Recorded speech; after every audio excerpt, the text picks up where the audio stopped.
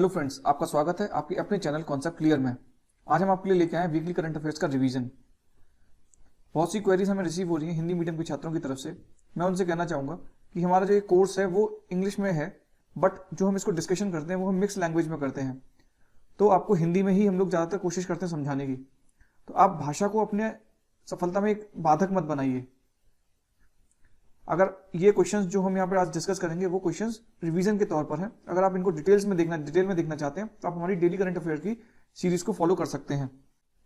तो स्टार्ट करते हैं। Which state has launch the chief minister शिशु सेवा योजना?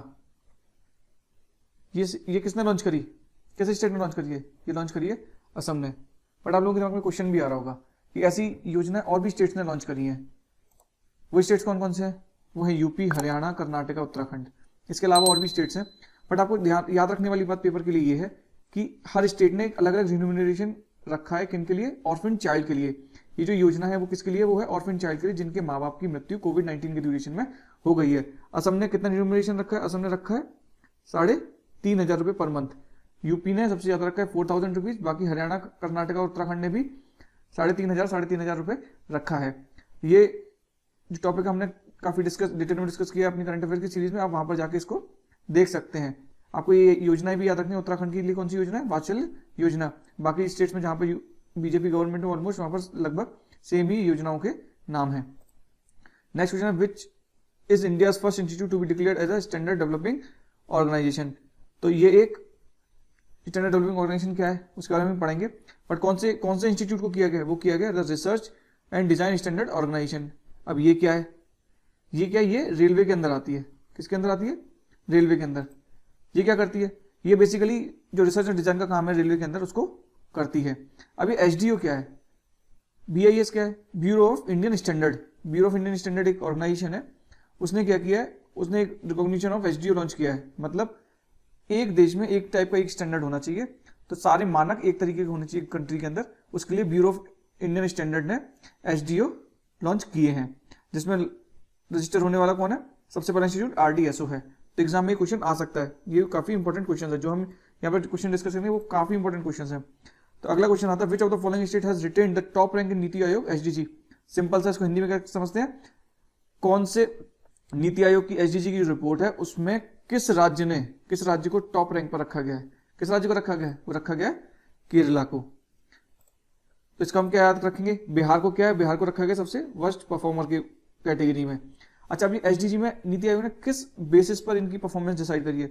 वो डिसाइड करी है सोशल फैक्टर्स की वजह से, इकोनॉमिक फैक्टर और इन्वायरमेंटल पैरामीटर्स के बेसिस पर इन लोगों ने इस सब चीज का डिसीजन लिया कि किस स्टेट को टॉप पर रखना है, किसको डाउन में रखना है।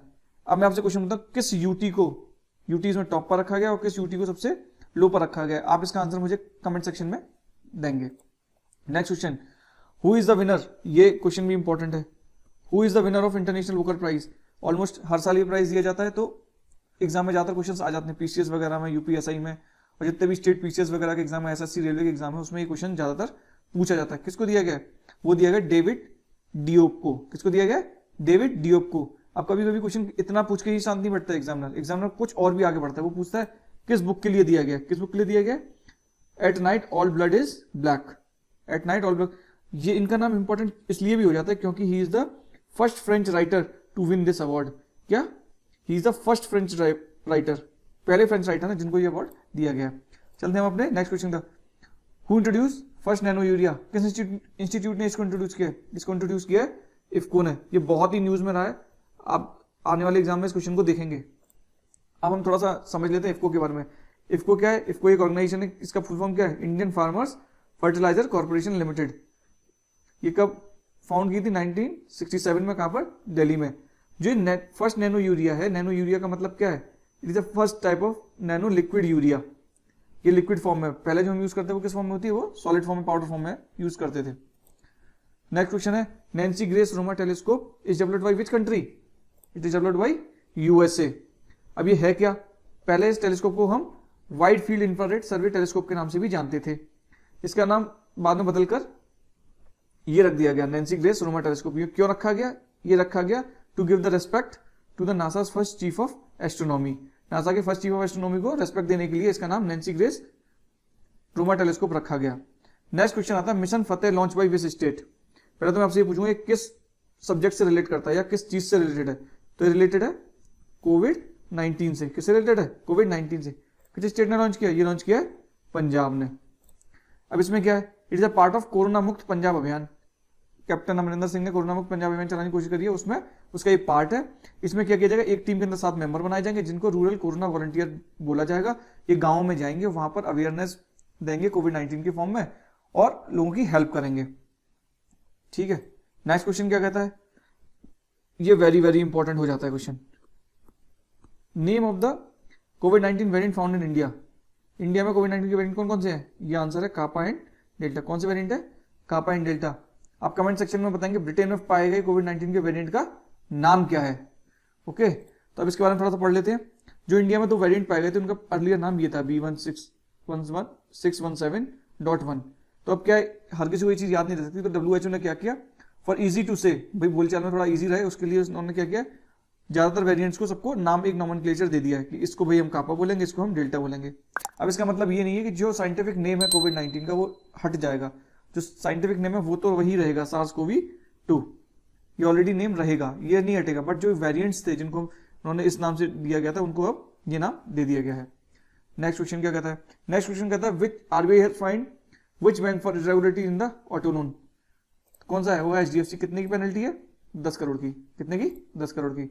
नेक्स्ट क्वेश्चन कहता है, ये भी इंपॉर्टेंट है, पर्सन इन न्यूज के बारे में पूछ लेता है, क्योंकि भाई अभी 4 बार क्या बन गए, 4th टर्म है एज अ प्रेसिडेंट। तो किस कंट्री के हैं ये? बशर अल असद। ये है सीरिया के। किस कंट्री के? सीरिया के। Which organisation releases the world economic situation and prospect report. Exam में रिपोर्ट्स भी बहुत आती हैं, PCS भी उठाएंगे आप, तो उसमें भी, SI के एग्जाम्स में भी, SSC वगैरह में काफी बार पूछा जाता है। तो ये रिपोर्ट कौन सी ऑर्गेनाइजेशन रिलीज करती है? ये रिलीज करती है UN।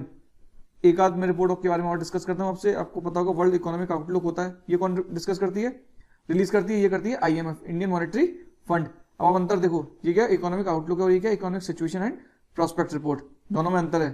ठीक है, तो ये आपको याद रखना है, ये भी इंपॉर्टेंट क्वेश्चन में आ जाता है। Next, which of the following country has named cyclone व्यास।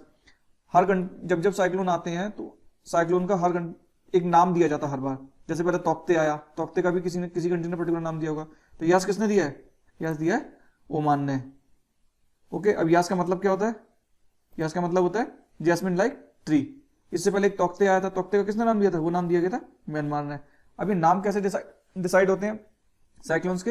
ये प्री डिफाइंड है कि भाई जब साइक्लोन आएगा तो कौन सा कंट्री किसको क्या नाम देगा नेक्स्ट साइक्लोन को। तो इसी सीरीज में एक पर्टिकुलर टेबल है जिसके बेसिस पर ये चीज डिसाइड कर दी जाती है कौन से साइक्लोन को क्या नाम दिया जाएगा।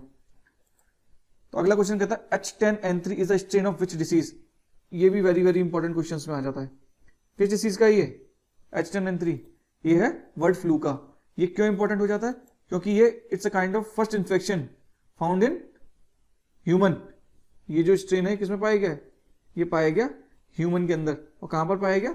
चाइना के अंदर। ठीक है, नेक्स्ट क्वेश्चन क्या कहता है? Who is the head of the national human right commission. किसको हेड बनाएगा अभी? ये बनाएगा अरुण मिश्रा को। किसको? जस्टिस अरुण मिश्रा को। Which company has a first ever Asia Pacific cyber security council. किस कंपनी ने अपना एशिया पैसिफिक में साइबर सिक्योरिटी काउंसिल खोला है? कौन सी कंपनी है? वो है माइक्रोसॉफ्ट। कौन सी कंपनी है? माइक्रोसॉफ्ट। ये क्वेश्चन भी इंपॉर्टेंट है। अंकुर स्कीम किस स्टेट ने लॉन्च करी है? MP ने। आप इसके नाम से ही समझ रहे होंगे, अंकुर माने अंकुरित करना, है ना। अंकुर मींस अंकुरित करना। तो बेसिकली ये क्या है? प्लांटेशन और इन्वायरमेंट से रिलेटेड स्कीम है जिसके अंदर आपको पहले प्लांटेशन करना है, उसको 30 दिन तक नर्चर करना है, मतलब प्लांटिंग वगैरह करनी है। उसके बाद आप उसका फोटो वगैरह खींचेंगे और एक MP गवर्नमेंट ने ऐप लॉन्च करी वायुदूत ऐप।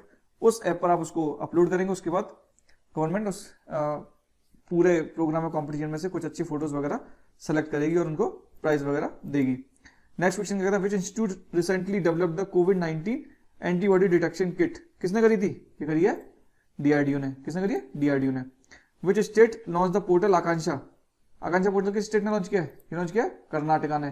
किस लिए लॉन्च किया है? जनरली क्या CSR एक्टिविटीज होती है, ठीक है ना। अब क्योंकि बेंगलोर वगैरह कर्नाटका में काफी सर्विस सेक्टर और ये सब है, तो इन सब की CSR एक्टिविटीज की डिटेल्स देखने के लिए और एक जगह इकट्ठा करने के लिए उन्होंने क्या आकांक्षा पोर्टल तैयार किया है। Which institute develop the MB tag. किसने डेवलप किया? ये डेवलप किया IIT रोपर ने। अब इसके बारे में समझ लेते हैं। एम्बीटेक क्या, एम्बीटेक रियल टाइम में एम्बिएंट टेम्परेचर रिकॉर्ड करता है। अब ये क्यों रिकॉर्ड करने की जरूरत पड़ती है? ये रिकॉर्ड करने की जरूरत पड़ती है जब हम ट्रांसपोर्टेशन करते हैं किसका, पेरिशेबल प्रोडक्ट्स और वैक्सीन का, या जैसे किसी का ऑर्गन ट्रांसप्लांट होना है तो एक जगह से दूसरी जगह ले जाना है, तो इस टाइम पर इस एम्बीटेक जैसी डिवाइस की आवश्यकता पड़ती है, जो एक यूएसबी टाइप ऑफ डिवाइस है जो टेम्परेचर मेजर कर सकती है -40 डिग्री से +80 डिग्री तक। बेस्ट चीज इसके साथ ये है कि एक सिंगल चार्ज में ये 90 डेज तक काम कर सकती है। इससे पहले जो हम डिवाइसेस यूज कर रहे थे वो केवल 60 डेज तक ही काम करती थी। ये कितने दिन तक काम कर सकती है? 90 डेज तक काम कर सकती है। तो अब एक इंपॉर्टेंट क्वेश्चन आता है कि what is the red terrorism, वो रेड टूरिज्म। क्या? रेड टूरिज्म किस कंट्री से एसोसिएटेड? ये एसोसिएटेड है चाइना से। किससे? चाइना से। इसके बारे में समझते हैं। ये जो रेड टूरिज्म है ये ऑलरेडी लॉन्च हो चुका है कब? 2004 के अंदर। बट अभी डिस्कशन में क्यों आया? क्योंकि जो चाइना है वहां पर जो, पहले तो समझते हैं रेड टूरिज्म है क्या। Red tourism are the places, historical places of the communist party. जो कम्युनिस्ट पार्टी से रिलेटेड हिस्टोरिकल प्लेसेस थे वहां पर जो टूरिज्म डेवलप करना है उसको हम रेड टूरिज्म बोलते हैं। और क्योंकि यहाँ पर टूरिज्म अब बहुत बढ़ गया है तो इसमें लोकल टूरिज्म को बढ़ाने के लिए और बिजनेस इंप्रूव करने के लिए ये टर्म बहुत न्यूज में आ रहा है। आप हमें कमेंट सेक्शन में बता सकते हैं आपको ये वीडियो कैसा लगा। अगर आपको ये वीडियो इन्फॉर्मेटिव लगा हो, अच्छा लगा हो, तो आप प्लीज हमारे चैनल को सब्सक्राइब कीजिए, इस वीडियो को शेयर कीजिए, लाइक कीजिए। और अगर आप चाहते हैं कि आपको बहुत इंफॉर्मेटिव क्विजेज, हम लोग क्विज लॉन्च कर रहे हैं, हमने क्विज लॉन्च किए हैं टेलीग्राम चैनल पर, और हमारा एक फेसबुक पेज है जहां पर हम लोग डेली में करंट अफेयर से रिलेटेड क्वेश्चंस और डिफरेंट एग्जाम से रिलेटेड इंपॉर्टेंट क्वेश्चंस को हम डालते हैं। अगर आप चाहते हैं तो आप मैं डिस्क्रिप्शन में उसका लिंक दे दूंगा, वहां पर जाकर उस पेज को, टेलीग्राम को और फेसबुक को ज्वाइन कर सकते हैं। तो चलते हैं, मिलते हैं आपसे नेक्स्ट वीडियो में। Thank you so much. जय हिंद।